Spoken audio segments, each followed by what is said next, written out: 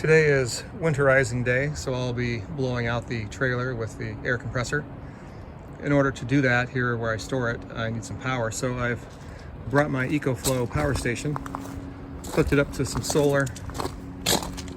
Just got everything back here in the back of the truck.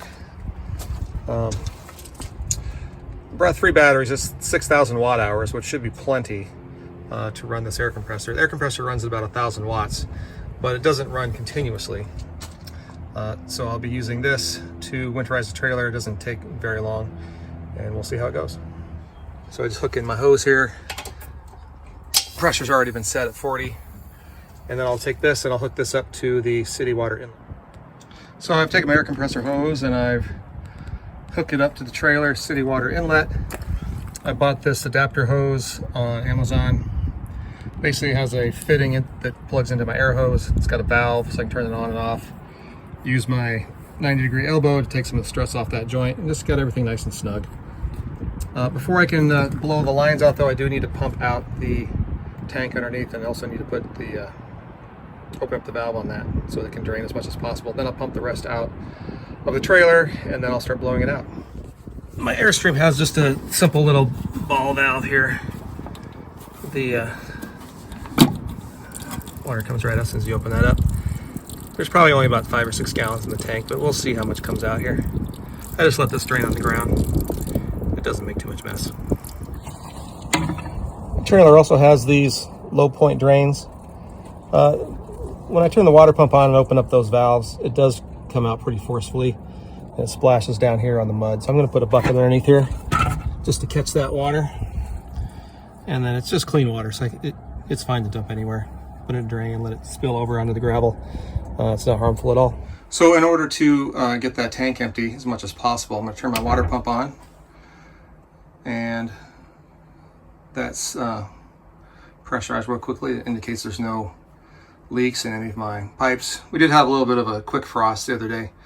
Didn't seem to be anything that was going to freeze the pipes, and it only lasted for a few hours. Not enough to get down into the deep internals of the Airstream piping, which is all up underneath the trailer, kind of in an insulated compartment. Next, I'll open up the low point drains. I open up these 2 drains. You can see there's a white and a red in there.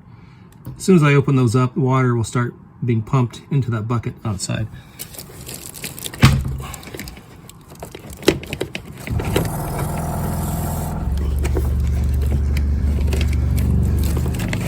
You can hear the pump kick on. There we go. It's very important to listen to your pump, make sure it doesn't run dry.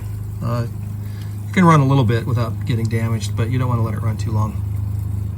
So you can see here our bucket's filling up quite nicely. These are, I believe, 2-gallon buckets, and I've already almost filled this one. I'll need to turn that water pump off and dump this. Empty the first bucket, and now we'll put this back under and we'll start the water pump up again. Turn that back on, and we'll go fill up another one. And it's filling up.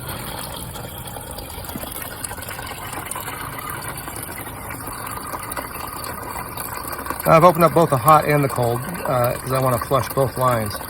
It's important when you're using the air compressor that you do blow out both sides, the hot side and the cold side. Looks like that cold side's running out of water a little bit. Hot side's still flowing consistently. Might be getting close to being empty here.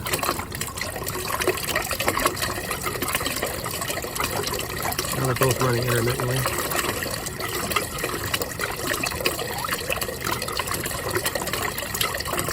As soon as I see that start to really spatter, we'll go turn off the pump.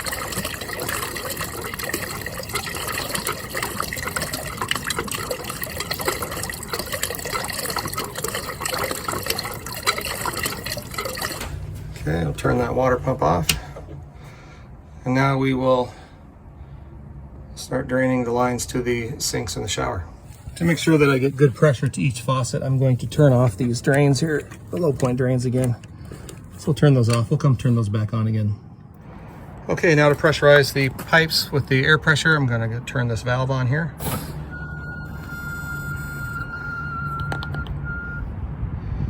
makes just a little bit of a noise as the air fills in. But we're now fully pressurized, 40 psi, and we're going to use this air to blow out all of the lines in the plumbing system. So I'm starting from the front to the back. One of the first things I'm going to do is I'm going to blow out the pressure relief valve here on the first thing I'm going to do is blow out the pressure relief valve here on the hot water heater. We'll see how this goes.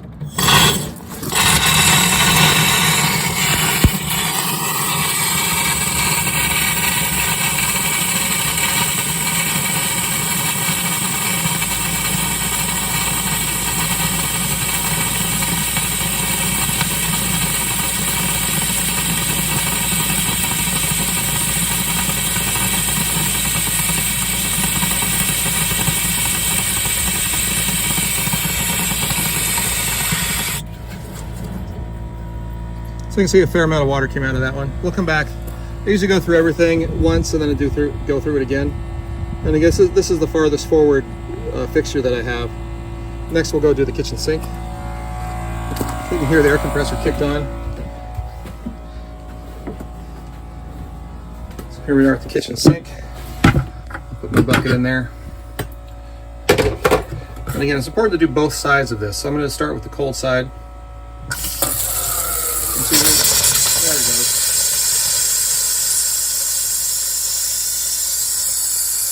Get that blown out nice and good. Let me turn it up to the hot side. Here comes the hot side's draining out now.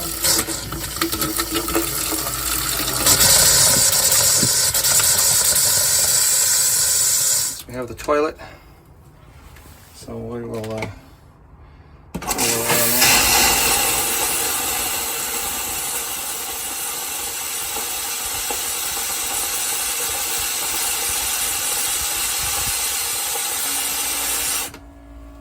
Looks good. Don't really have room for the bucket in this. I'm going to use this cup here on the bathroom sink.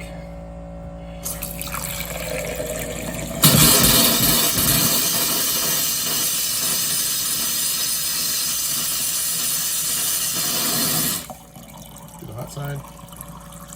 Actually, this is the cold side.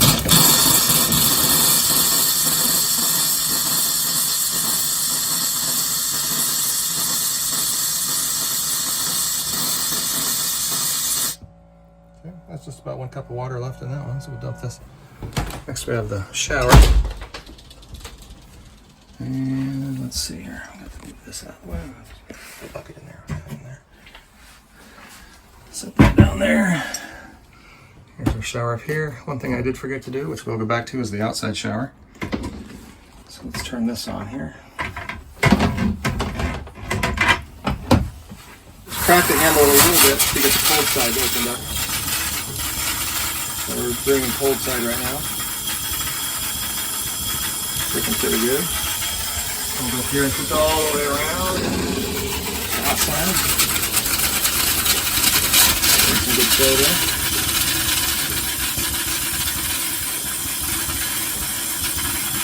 Looks pretty good. Get this off.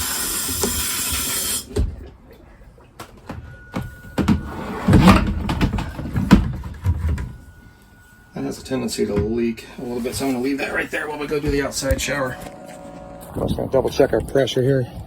Make sure our pressure is in line. And looks like it's just ever so slightly below 40 psi, but that's plenty of pressure to get everything cleared out. Outside showering again. Blue on my key means water devices, so we will open this up. Now, I could just turn this on with the hose and not worry about the fixture, but there could be water stuck in this fixture, and you don't want that to get frozen and cracked either. So we're going to hook this up to this.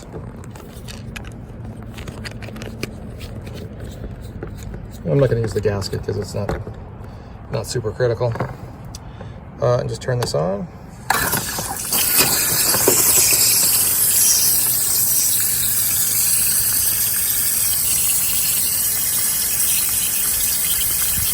That's the hot side. Excuse me, that's the cold side. Now we'll do the hot side.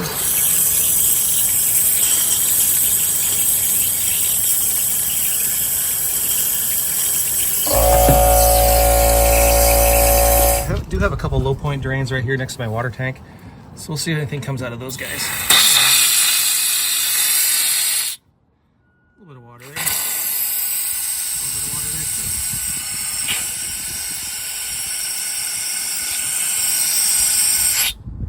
too. And then we'll quickly do everything again. So now we'll check the hot water heater.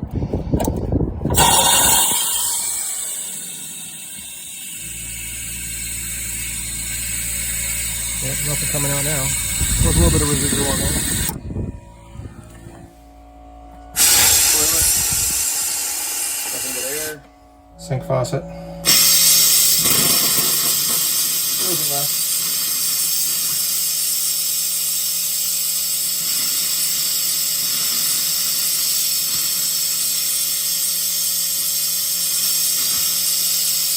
The shower faucet. All over the hot now.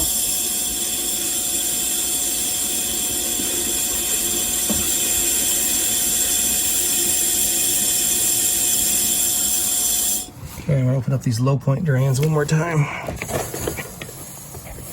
Seems like there might be a little something left in there.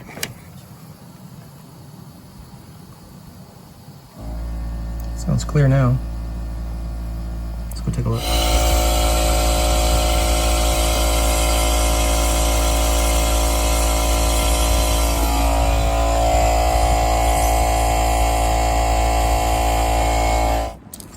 Alright, we'll check these guys one more time. Nothing there. And we'll check this guy one more time. Looks good. Looks good. So I'll tuck all this back in there. Now, if there's a little bit of water in the lines, it's not a big deal. It, as long as I can't fill up the entire wall of the pipe and push on the pipe, it won't hurt anything. Just a little bit of frozen water in the pipe, just a little drip or two here and there, won't cause anybody any trouble. One thing I should mention is I have a tankless water heater. If you have a water heater with a tank, you need to drain that tank, and there are special procedures you need to consult your manual for. I don't have to worry about that. My tank, or mine doesn't have a tank. Water just flows through, gets heated, and goes direct. So when I open this up, this is all the water there is. And that is it. All right.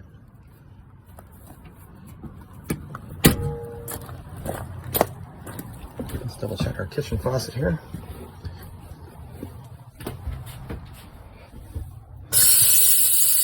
Good. That looks good. Toilet. Looks good.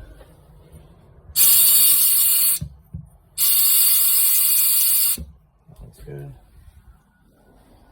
Probably gonna get a little blowback on this. No, that's it. Yep, that looks good. So one other procedure that I learned on a YouTube site called RV Tips and Travels was to put a little bit of compressed air into your fresh water tank. As you can see, water has stopped draining out of my tank by gravity. It's just sitting there.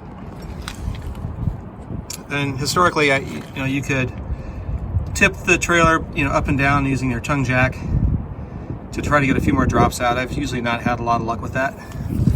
But what I found is that when I put air in here, I get a lot of water out. So let's see what happens here. So I just have my hose here with my valve, put it up on the filler, turn it on, and we'll see what happens.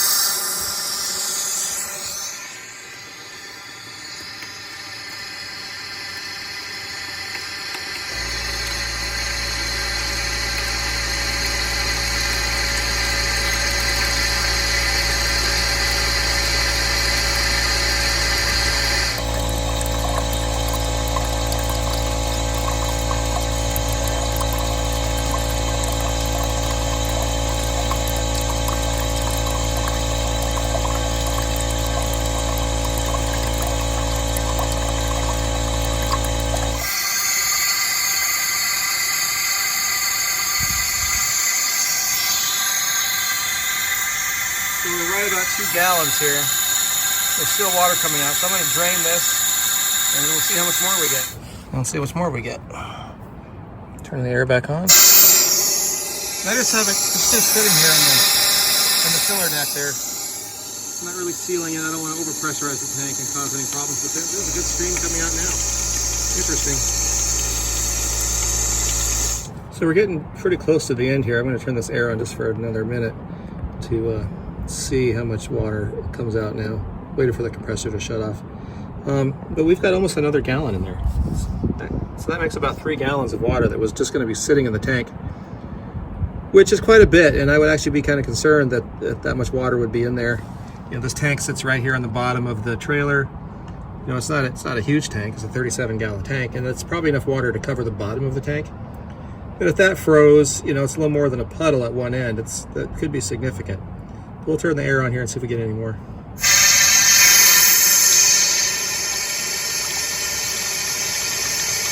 Still more. So again, that looks like about it. I'm going to just put one more little bit of pressure on there and see if anything else comes out.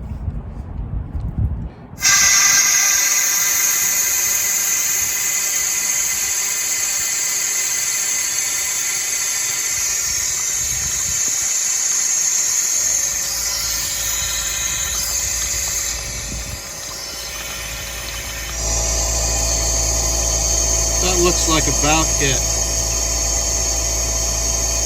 We're gonna call it. So let's pull this out and see how much water we got. So that's a good half bucket. So there was 3 gallons of water in that fresh water tank that wasn't gonna come out by gravity.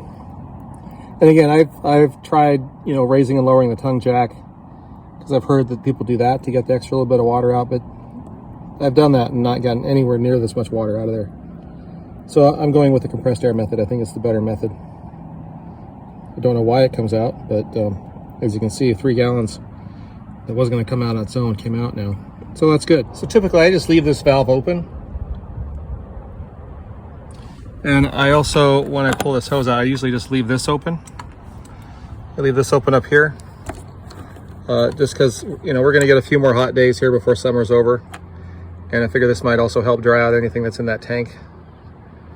In the meantime, and it's not really like bugs can get in it. I mean, the door's closed.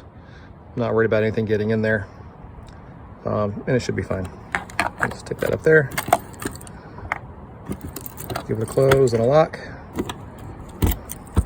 That's done. Well, there's one last piece of plumbing that still has water in it, and that's the section of piping between the freshwater tank and the water pump. So I'm in here in my closet. There's a panel that lifts up, and I need to blow out the water that is in the water pump. So there's a couple ways you could do this. I mean, you could just disconnect the water pump.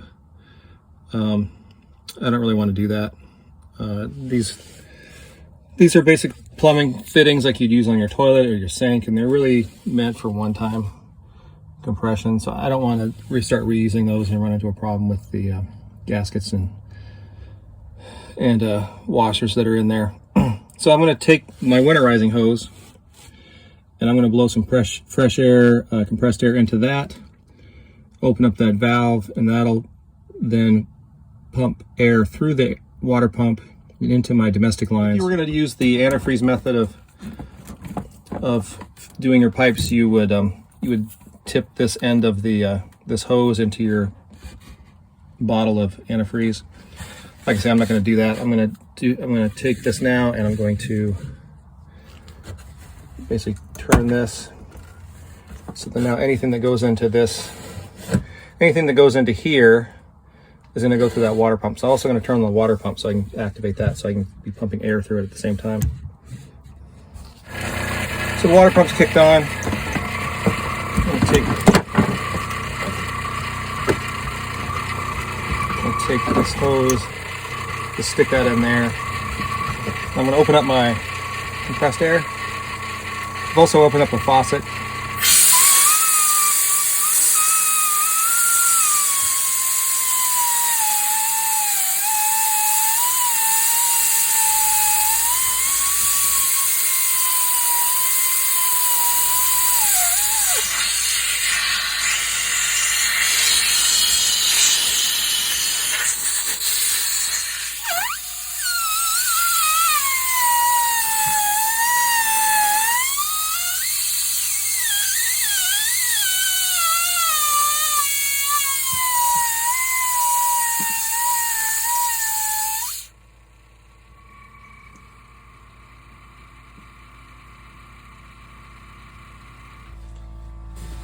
All right, I don't know if you can see that.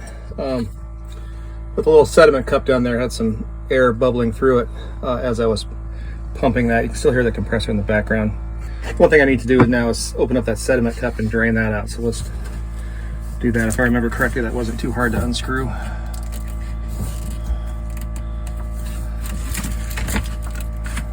Easiest thing to get to. There we go. And like I said, there's just a little bit of water in that sediment cup. I gently do this correctly, I won't spill anything, but let's see how we do. Not too bad. So you can see there's a little bit of water in there.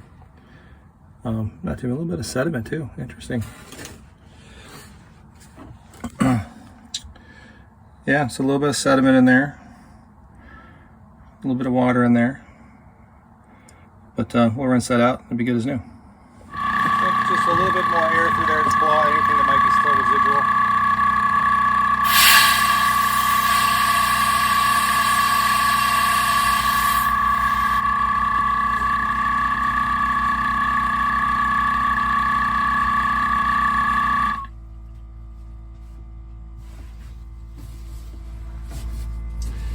As you can see, I did get a little bit more water that came out of that line where the sediment cup was. I'll need to mop that up. It's just like a tablespoon. Not too bad. And also, don't forget to close your antifreeze valve here. Last thing don't forget to do is to close this and tuck that back in and put the cap back on it. Don't forget to close this valve, and don't forget to tuck this back.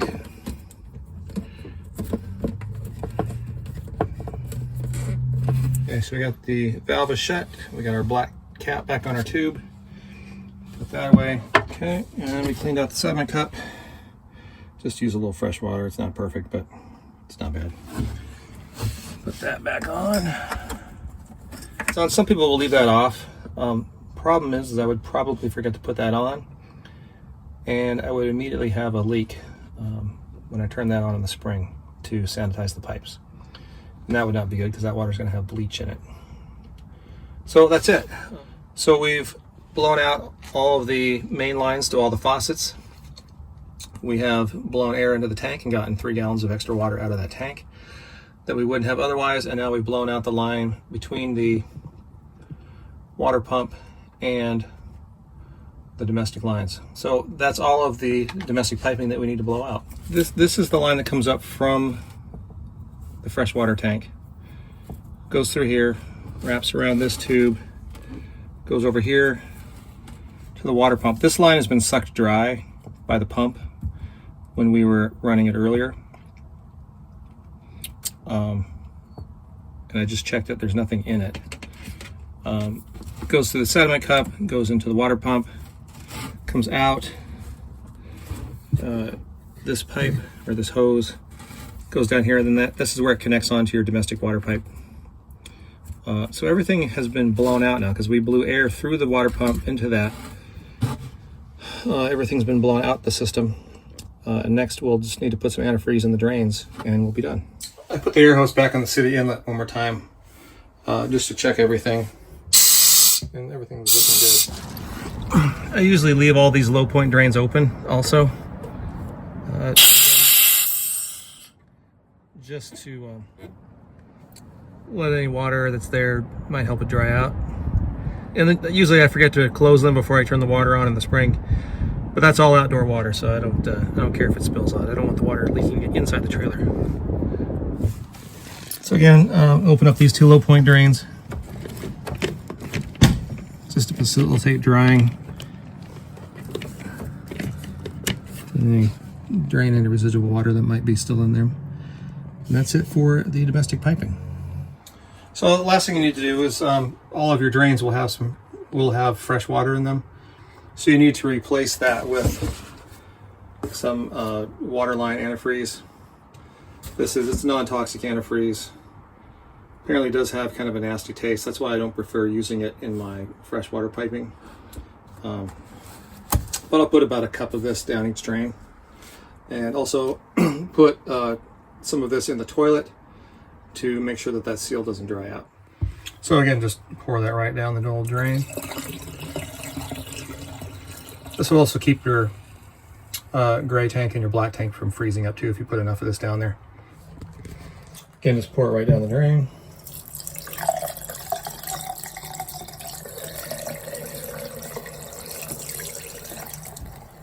You do want to wipe this out when you're done. It can't stain your sink. I had this stain the stainless sink last year, and it took a little while to get it cleaned up. Also, don't want to forget your shower drain. Okay, down the hatch.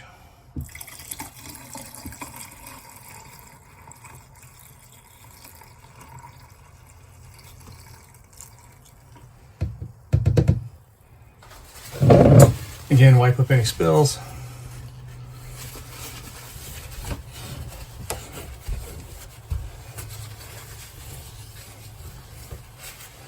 I like to put the drain plug back in just to help keep it from drying out over the winter time. Don't forget to put some antifreeze in your toilet to cover up that seal on your toilet bowl there. Make sure you put plenty on there. It can dry a little bit. I found it evaporates a lot slower than water does. But I do check it periodically throughout the winter. Just cleaning this up. Make sure you get all that residual antifreeze out of there. And I do seal this up here as well. Again, just to help that trap keep it from drying out over the winter, reduce the possibility of any odors coming back up into the trailer. And don't forget the kitchen sink.